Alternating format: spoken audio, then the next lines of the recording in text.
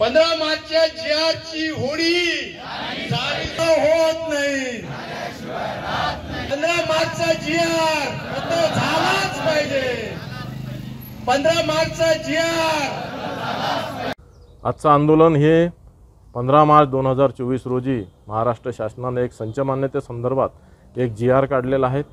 त्या GR मधल्या ज्या काही जाचक अटी आहेत, जाचक अटी म्हणजे आजच्या स्थितीमध्ये ग्रामीण डोंगराळ भाग स्लम एरिया यातील शहरातील दुर्गम भागातील शाळा बंद पडण्याच्या मार्गावर आहेत। या जाचक अटीमुळे ज्या पटसंख्येवर आधारित आहेत त्यांची जी निर्गमित दिलेली जी पटसंख्या आहे वर्ग 9वी आणि 10वी करिता, 9वीला जर पटसंख्या ही 50 असेल आणि 10वीला जर 19 असेल तर अशा स्थितीत त्यांना शिक्षक हे 0 दिले आहेत।